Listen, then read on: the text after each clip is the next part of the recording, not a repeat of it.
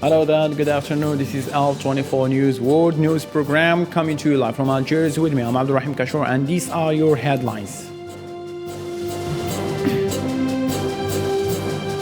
After a long unrest and unprecedented inflation, Sri Lankan President Gotabaya dismissed his resignation to the Speaker of the country's parliament.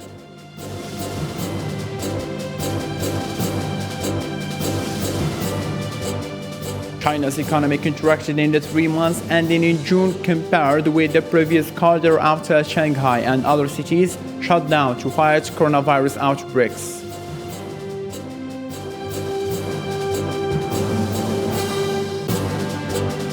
The Palestinian President Mahmoud Abbas welcomed US President Joe Biden in the occupied West Bank.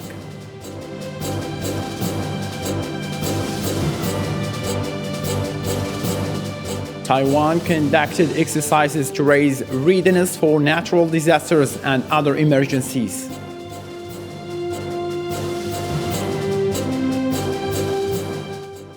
Hello again and welcome. Those were today's top stories. Prime Minister Ranil Wickremesinghe was sworn in Sri Lanka's interim president on Friday until Parliament elects a permanent successor to Gotabaya, who resigned after mass protests over the country's economic collapse forced him from office. The 73-year-old Wickremesinghe is a senior opposition leader. He has been prime minister 6 times, but he has never seen out a full term. The interim president sworn was involved in last month's economic bailouts talks with IMF as the country lifts soaring inflation. Ranil remains an unpopular figure amongst the protesting citizens in the country, as he will not be a positive sign for the country to overcome the current unrest.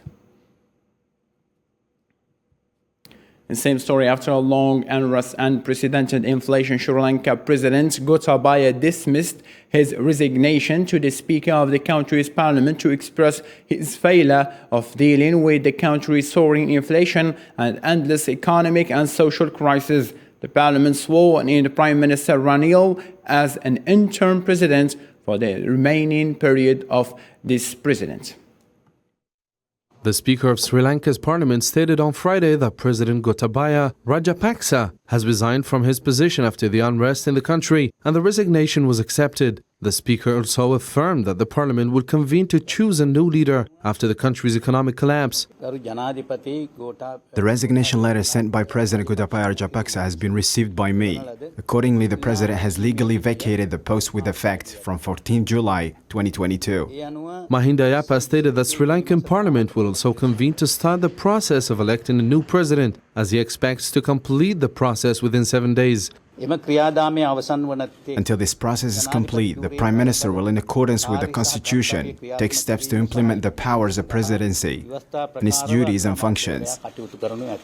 Their new choice as president will serve the remainder of Rajapaksa's term, which ends in 2024, noting that the person could potentially appoint a new prime minister who would then have to be approved by parliament. However, the prime minister of the country was sworn in as Sri Lanka's interim president Friday until parliament elects a permanent successor.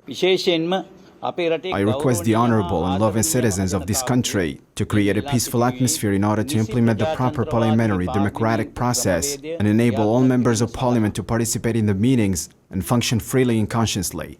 Sri Lankan President Gotabaya Rajapaksa tendered his resignation and fled protests sparked by his country's worst economic crisis ever, heading first to the Maldives and then to Singapore. Sri Lanka has run short of money to pay for the imports of basic necessities such as fuel, food, and fertilizer, to the despair of its 22 million people. The Palestinian President Mahmoud Abbas welcomed US President Joe Biden in the occupied West Bank on Friday, where they held talks that focused on economic measures without discussing major diplomatic moves. In the press conference of the two presidents, Abbas said that the opportunity for a two-state solution on 1967 border may be available today and may not remain for a long time, while Biden stressed that the commitment to goal of the two-state solution has not changed.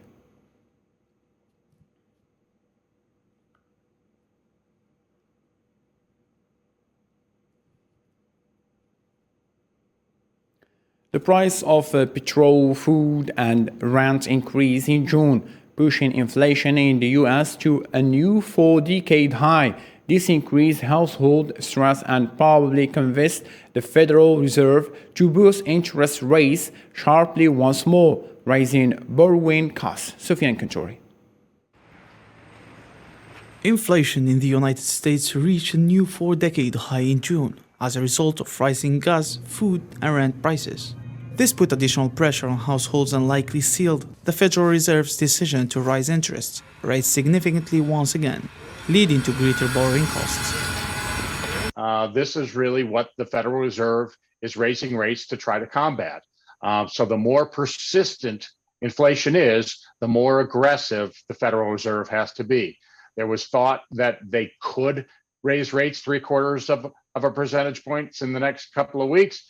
That's almost a near certainty. The government reported that consumer prices increased 9.1% from a year earlier, which is higher than 8.6% increase in May, and the largest annual increase since 1981. Prices increased by 1.3% from May to June, a significant increase following an increase of 1% from April to May. So now the likelihood of ever higher rates, that impact on the economy, perhaps hurting the economy later, is really sent markets lower because we just don't know where the end of inflation really is. As working Americans are overwhelmed by inflation and turn to handouts to help feed their families in the face of soaring grocery and petrol expenses, long lines, and growing once more outside food banks across the United States. For the first time, many people are looking for charitable food. We're distributing the food.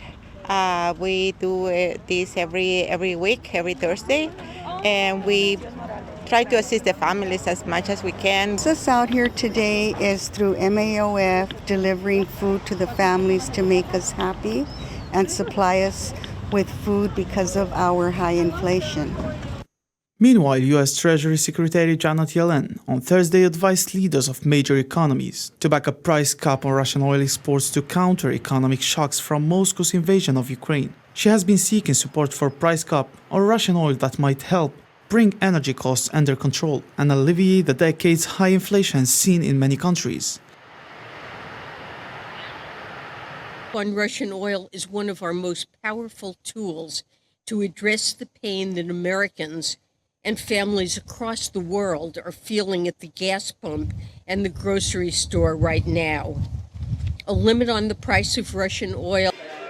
The progressive movement in consumer spending in recent months, away from goods and towards services like travel, movies, concerts, and athletics events, has supported rising inflation in services as well. US President Joe Biden's trip to the Middle East continues with very little to offer for the Palestinian. Joe Biden announced a $100 million package of aid to Palestinian hospitals, which is seen as far from what the Palestinians need. Nabil Khazini.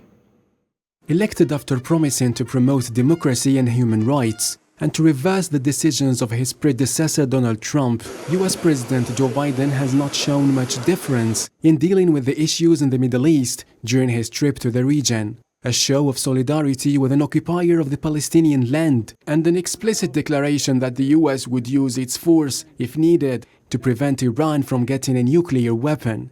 However, Tehran warned Washington and its allies against any destabilization of the region. I declare to the Americans and the regional allies that the Iranian nation will not accept any insecurity and crisis in the region. Any mistakes in the region will be met with a firm and regrettable response. This was the outcome of the very first days of a visit expected not to change a lot and far from offering a breakthrough to the Palestinian conflict. In a small step he hoped would pay off big, Joe Biden pledged $1 million for Palestinian hospitals in East Al-Qudus, but this is nothing compared to the damage done by the former US president. 3 years ago, Donald Trump ended nearly all aid to Palestinians and fully sided with Zionist entities' positions in the decades-long dispute over a two-state solution. In addition, the Palestinians felt the deep pain of moving the US embassy from Tel Aviv to Al-Qudus. Therefore, for many in Gaza and Ramallah, the visit was unwelcomed. I hope our President Abbas will not accept him in Ramallah or in anywhere in the West Bank, because this visit will not bring anything for the Palestinians. It just give money, support, some money for Palestinians, and without a political solution. As he wraps up the first leg of his Middle East tour before leaving for Saudi Arabia, Riyadh said it would open its airspace to all air carriers, paving the way for more overflights to and from the Zionist entity, a decision hailed by US President Joe Biden, who is due to visit the United Kingdom on Friday, where he will seek assistance to combat rocketing prices at home. A trip initially driven by current soaring energy costs and an inflation in the US which is deepening challenges for Joe Biden to counter prices that are rising at the fastest rate in 4 decades in the world's biggest economy. To a different matter now, China's economy contracted in the 3 months ending in June compared with the previous quarter after Shanghai and other cities shut down to fight coronavirus outbreak. But the government said a stable recovery is underway after businesses reopened. Official data showed Friday that the world's second largest economy shrank, down from the January-March period's already weak 1.4%. Compared with a year earlier, growth slid to 0.4% from the earlier quarters. This year so far, the international environment has been increasingly complicated and challenging, and domestically COVID-19 resurgence has been frequent and sporadic. Pandemic controls shut down Shanghai, site of the world's busiest port, and other industrial centers in late March, fueling concerns global trade and manufacturing might be disrupted. Factories and offices were allowed to start reopening in May, but economists say it will be weeks or months before activity is back to normal. The overall economic situation has been stabilized, and we realized a positive economic growth in the second quarter.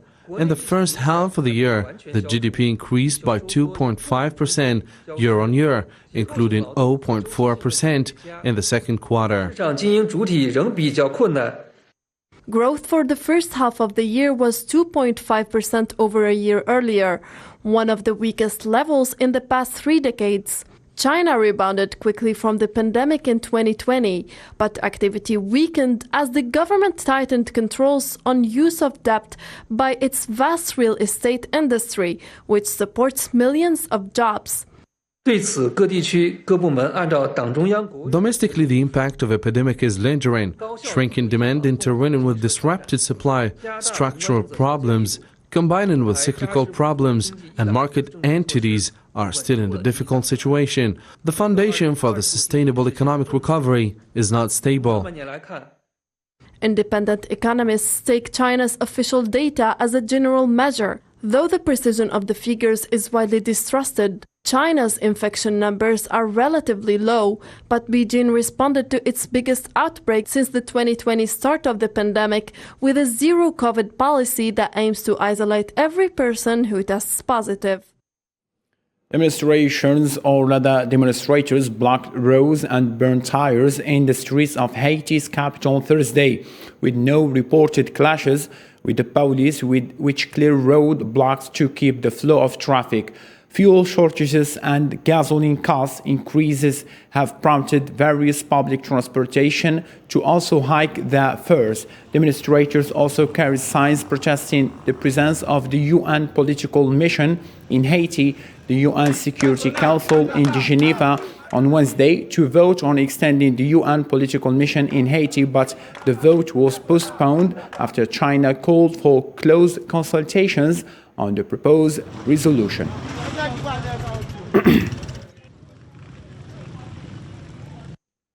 Amid the conflict in Ukraine, soaring inflation and global food shortages, the third G20 finance leaders and central bank governors meeting kicks off on the Indonesian island of Bali on Friday. The House Indonesia called all participants to reach a consensus during a talk for the sake of low-income countries facing soaring food and energy prices.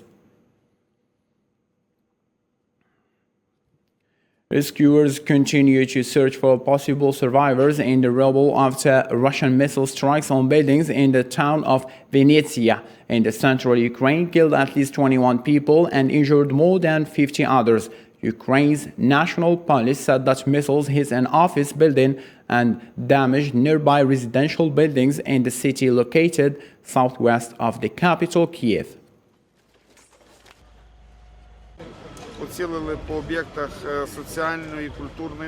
Most of the injured and dead are people who were in the streets. That is to say, during the alert, some people neglected to seek shelter and safe places. There was a problem with bomb shelters and shelters in the city.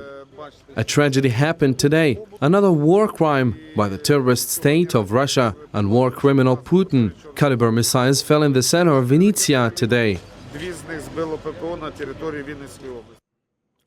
Same line of thought, the Russian military claimed Thursday that Ukrainian troops are suffering significant losses. Russian Defense Ministry spokesman Igor said Thursday that some 1,000 Ukrainian servicemen were killed as a result of Russian airstrikes in the Mykolaiv and Donetsk region. He also said that over 200 soldiers of the Kraken unit refused to obey the orders, with 6 servicemen were killed in a firefight with the commanders. The enemy suffers significant losses. High-precision strikes in the areas of Brezhnev Mykolaiv region, Konstantinovka and Kremenchuk Donetsk People's Republic hit the points of temporary deployments of unit of 35th Marine Brigade, the 54th Mechanized Brigade, the 81st Air Mobile Brigade, and the 109th Territorial Defense Brigade. Still in Europe, thousands of people protested in front of North Macedonia's parliament building on Thursday after Brussels gave the green light to the country to join the EU on the condition that it backed the French proposal and solve bilateral disputes with Bulgaria. Protesters outside Skopje parliament building denounced it as a sellout, chanting ultimatum no thanks, signing the national anthem and chanting never North, always Macedonia. There can be no doubt that the Macedonian language is your language, and we fully respect that. And that's why the revised proposal refers to the Macedonian language without qualification by the European Union. Rally for the Conservative Party leader continues after the end of the second round on Thursday. The second bailout knocked out the candidate Suella Braverman after getting 27 votes. It's worth noting that former British Chancellor Rishi Sunak is leading with 101 votes. Penny Mordaunt came second with 83 and Foreign Secretary Liz Truss came third with 64 votes. Candidates are also competing to replace Boris Johnson as UK Prime Minister. I'm going to announce the results of the second ballot in the leadership election. As yesterday, I'll read the name of the candidate and the number of votes cast in each case. First of all, 356 votes were cast out of a possible 358. The numbers are as follows: Badenoch 49, Braverman 27, Mordaunt 83, Sunak 101, Truss 64, Tugendhat 32. Therefore, under the rules, Suella Braverman is eliminated from the contest, and the others are able to go forward to a further ballot on Monday. Italian head of government Mario Draghi, whose resignation was refused by President Sergio Mattarella, is now counting his troops to see if his executive can still have the confidence of Parliament next Wednesday. Draghi, who wanted to resign Thursday evening after non-participation of the Fifth Star Movement, member of the ruling coalition, in a vote of confidence requested by the government, was invited to appear before the Parliament so that an assessment of situation takes place.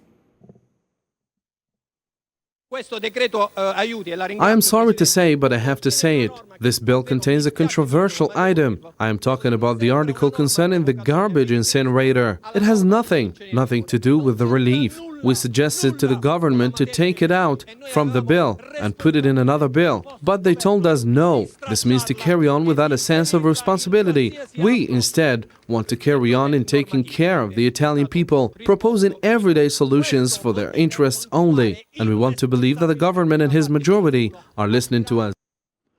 Taiwan conducted exercises to raise readiness for natural disasters and other emergencies. Islam Seed tackled the story in this report.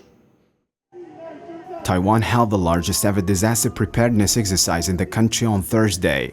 It conducted the drills as a test to its response to both natural disasters and possible war scenario.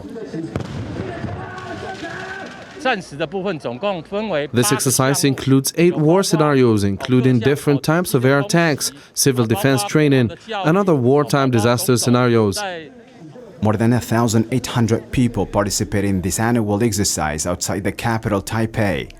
During the drills, rescue teams were tested in various disaster scenarios, including simulations of missile attacks, damaging infrastructure buildings, and public transportation.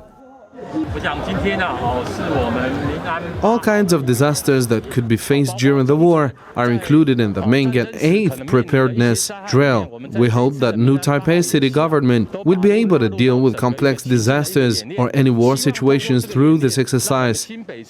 The recent Ukraine-Russia conflict has given a warning sign for the Taiwanese government to prepare its people for a possible military operation by China. We keep strengthening our own combat abilities in hope that we have the ability to defend ourselves and rescue others in case of war situation, so that those logistical resources can make the country even safer as we keep conducting drills. It's worth mentioning that China and Taiwan split during civil war in 1949, but China claims the land as its own territory and has not ruled out using military force to take it. Firefighters and soldiers in Morocco were grappling with fire, which erupted late on Thursday in isolated wooded areas in the country's northern region. Around 500 families have been evacuated from the provinces of El Arsh and Taza as precautionary measures, according to authorities. The wildfire erupted as a result of violent wind. Yesterday evening, I was with my family, and at one point, we heard people shouting fire. We went out to flee, and thanks to God, the fire turned towards the top of the mountain. It's the heat that causes this kind of fire. It's been 2 days since it was away from us, and it was yesterday, at dawn, that the fire reached our village. But we're confident the firefighters will put it out. Still in Africa, the Malian authorities announced the suspension of rotations of troops and police units of MINUSMA, including those planned or announced. In a statement by the Minister of Foreign Affairs, the financial authorities indicated that the decision was in effect until a meeting by the financial party, which had not yet been scheduled, in order to facilitate coordination and organization of the rotation of these units.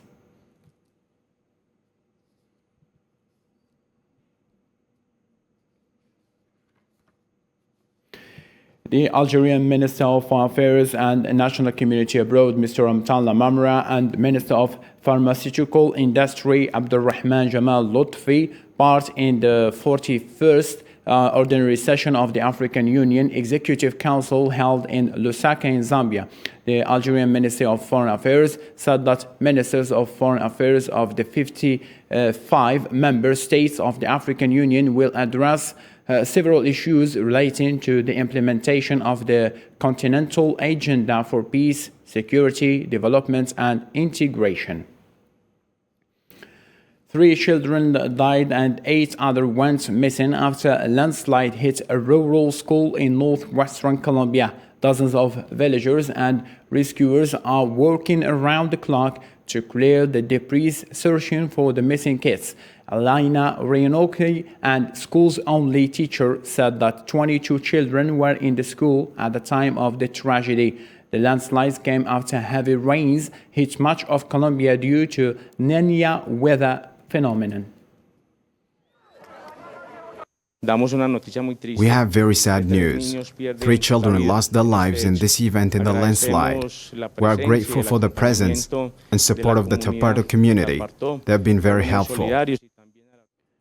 Residents of the mountain community of San Marcos at Quiscalapan in Mexico mourned the death of 3 teenagers who were among the 53 victims died inside truck trailer in San Antonio.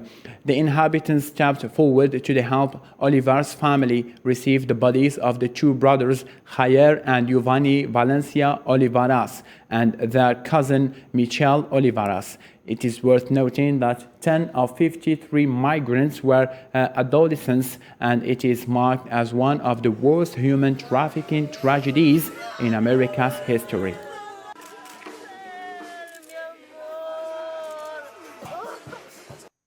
That's all what we have for now. Thank you so much for being with us. Have a blessed Friday. Bye-bye.